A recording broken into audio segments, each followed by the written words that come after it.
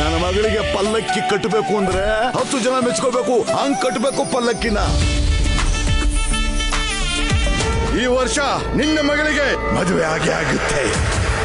ಅವಳಿಂದ ಚಿಕ್ಕವಳು, ಏನೇ ಮಾಡಿದ್ರು ನನ್ನ ಮಗಳಿಗೆ ನಾನು ಮದುವೆ ಮಾಡೋದಿಲ್ಲ. ಹೆಣ್ಣೆತ್ತೋರು ಅಂದ್ಮೇಲೆ ಮದ್ವೆ ಮಾಡ್ಲೇಬೇಕು ಅಲ್ವಾ?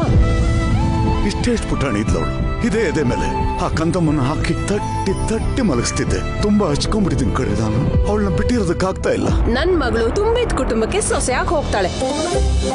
ನನ್ ಮಗ ಕೋದಂಡ ಚಿಕ್ಕದಾಗಿ ಅಯೋಧ್ಯ ಅನ್ನೋ ಹೋಟೆಲ್ನ ಶುರು ಮಾಡ್ದ. ಇವತ್ತು ಎಷ್ಟು ದೊಡ್ಡದಾಗಿ ಬೆಳೆದಿದೆ. ಈ ವರ್ಷನೇ ನಮ್ಮ ವಂಶಿಗೆ ಮದುವೆ ಮಾಡೋದಕ್ಕೆ ನಾನು ರೆಡಿ. ನಮ್ಮ ವಂಶಿನ ಮದುವೆ ಆಗೋನು ಮನೆ ಅಳಿಯಾಗಿ ಬರ್ಬೇಕು. ನಿನ್ ಬೆಸ್ಟ್ ಕೈ ರುಚಿ, ಅದ ಕಾರಣ ಏನಪ್ಪ? ನೀನೇ ಅಲ್ವಾ? ಅಣ್ಣನ್ ಟೇಸ್ಟ್ ಸರಿಯಾಗಿರೋದಕ್ಕೆ ತಾನೆ ನಮ್ಮ ಅಡಿಗೆ ಎಲ್ಲರಿಗೂ ಇಷ್ಟ ಆಗ್ತಾ ಇರೋದು. ನೀನ್ ಆ ಲೆವೆಲ್ ಒಳ್ಳೆವನು. ಮುಖನೇ ನೋಡಲ್ಲ ಅಂತಿದ್ದಾನಲ್ಲ ಇವನು. ಹೇಗಾದ್ರೂ ಸರಿ, ಇವತ್ತು ಒಂದ್ಸಲನಾದ್ರೂ ಇವನ್ ನಿನ್ ಮುಖ ನೋಡೋ ಹಾಗೆ ಮಾಡು.